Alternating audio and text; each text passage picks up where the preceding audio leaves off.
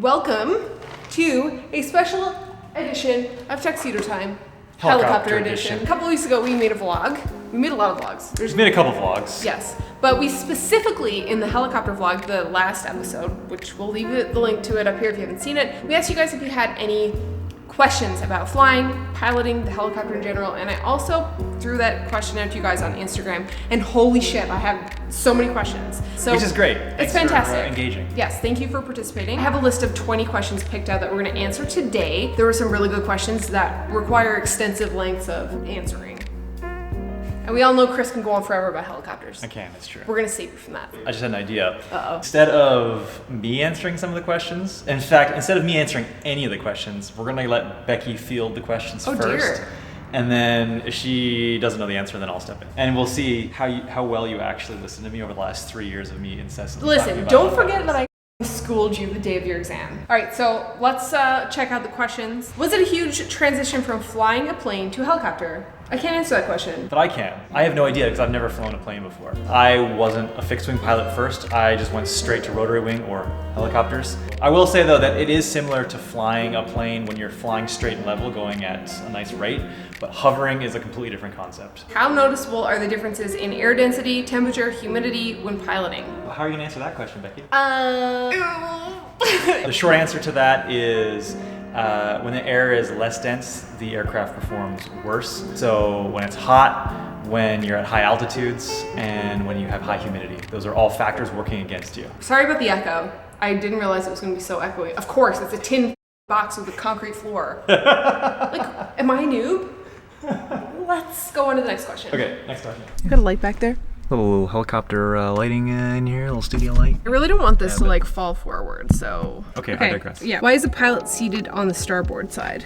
You were supposed to start answering these questions. I forgot to do that. I don't know why. In Robinson helicopters, that's just the way they're designed. So when you solo or fly without any passengers, it has optimal weight and balance with the pilot on the right side. Why do you wear helmets? Our pilot in Toronto wasn't wearing one. So there's a couple of reasons why we wear helmets. First and foremost, safety. I've had a lot of people say like, why would you wear a helmet in a helicopter? If it goes down, you're dead. It's not gonna help you from 3,000 feet above the ground. What people don't realize is that a lot of emergency landings in helicopters are very controlled. You can auto-rotate, you can glide in a helicopter. Link to a video we did about auto-rotations here. If you're crash landing, you're probably gonna be landing with a low velocity. But if you land into trees with low velocity, rotor blades can break off, things can come through windshields.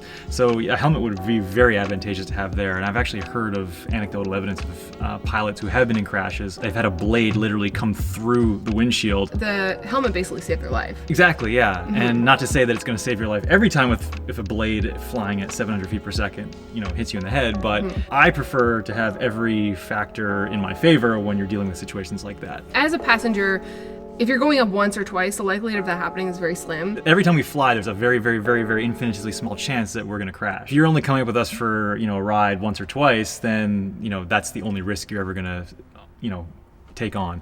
But for us, where we're flying multiple times, all those risks add up over a lifetime. So therefore, it's in our best interest to wear a helmet. So if we're wearing helmets and our passengers aren't, it doesn't mean that we don't care about them. It's just that statistically, they don't need to wear a helmet. The ones we have, they've been custom fitted for our giant heads, but also they're noise canceling. And as you guys know, I get really motion sick, and we'll talk about that in a few minutes, but the noise canceling actually really helps me not be able to hear the rotor. And what triggers me now, because I'm like Pavlov's dogs, I get in the helicopter and I get sick, and now when I hear the rotor blades, I start to feel sick. As soon as that noise canceling headphones go on my head, like I can't hear the low droning of the blades, and so that helps me. Maybe we've broken it. I don't know, I mean, after 13 hours of flying, like, on one trip. We'll see. Yeah.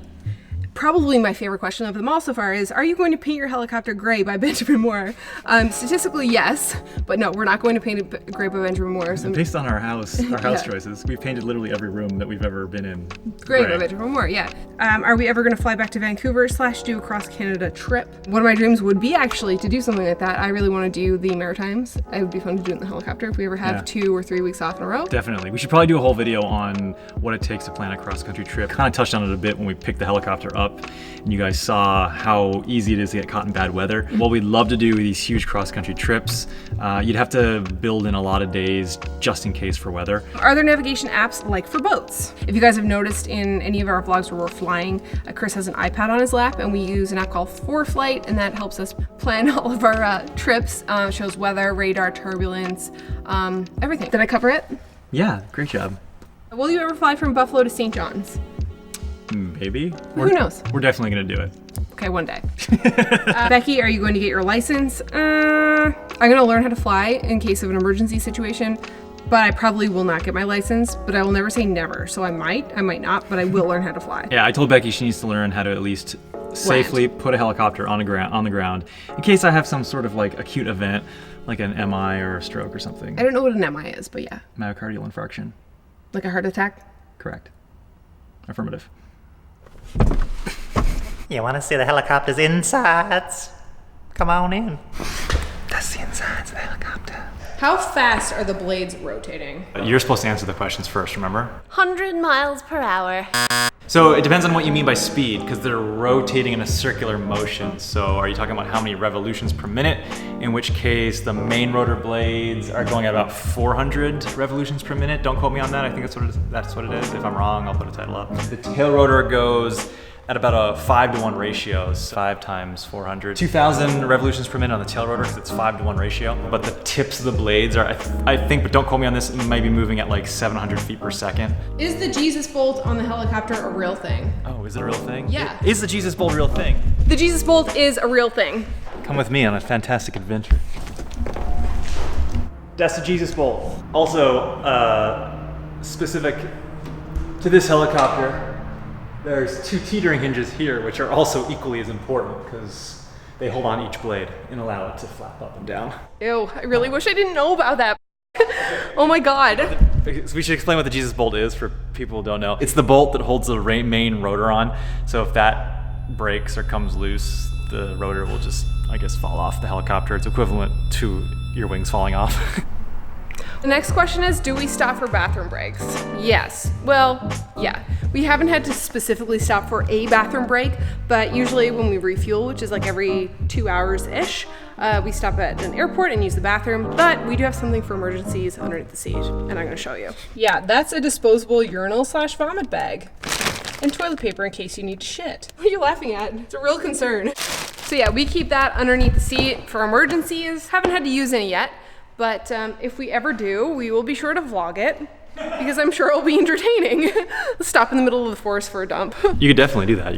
You find a field somewhere and it looks like the middle of nowhere, just set it down, take a dump in the woods. That's why we have the toilet paper, because I don't want to wipe my ass with leaves. I've used leaves before. It's not a pleasant experience. The face on her.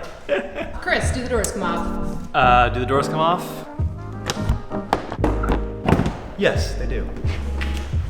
Frame Hungry Josh asked, when you store the heli, how do you get it in the hangar? It's not like helicopters have wheels. Well, actually, Frame Hungry Josh, we do have wheels for the helicopter.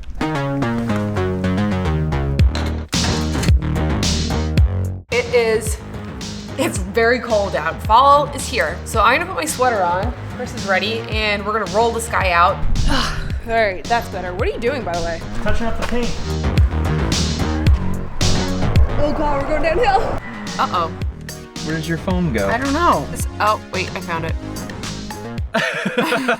Oh God. Here, okay. Does the motion sickness get better? I'm not too sure. I went up briefly the other day with no drugs and I felt fine, but today I took some. I think after 13 hours of flying, my anxiety's kind of gone down, so I'm kind of used to flying now. But if I'm filming, the motion sickness is still terrible.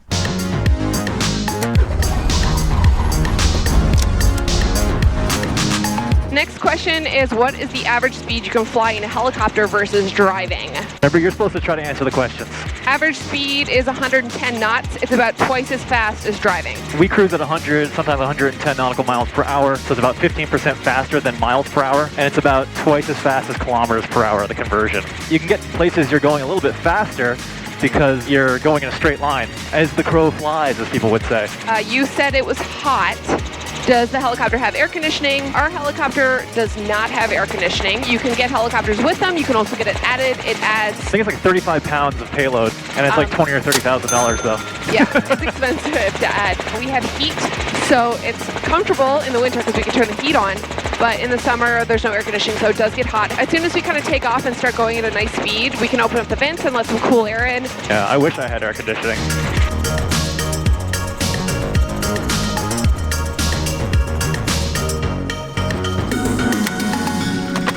Put some fuel in this guy. How many miles can you fly? Giving like a 20-minute reserve, you can go just under 300 nautical miles. What's the fuel cost compared to automotive gas? Depends on where you get your fuel, because every airport has different fuel prices. Just over $4 per gallon to $6 per gallon, depending on where you land and get fuel. Compared to automotive, which is just under $3 a gallon, but you're burning it a lot faster, to the tune of like 16 gallons an hour. Okay, one last question. How much of a concern is static electricity when handling the helicopter? That's why I put a grounding wire on the helicopter so that it's grounded to prevent that from happening, because sparks equal ignition, and ignition around fuel equals kaboom. Okay, we're gonna roll this bad boy in. We're gonna end it here. So thanks for submitting your questions. We had a lot of fun making this video. I hope that answered your questions, and hopefully that was helpful and interesting. If you have any more questions, let us know. Yeah. There's a bunch of questions we didn't answer because I think they deserve a full video. Agreed. So stay tuned for that. But if you like the video, give it a thumbs up, subscribe, and hit the bell so you get notified when we post new videos. We will see you in the next one. Did you fart again? No. Really? I smelled the funky smell. I don't fart. Ha! I'm flying a plane. I'm flying a helicopter. I'm flying a helicopter. The answer is he doesn't know, so don't quote him on that. I do know. Look, 400 revolutions per minute. Google stochastic versus determinant. Okay, this got real like Okay, never mind, scientific never mind, okay. real quick.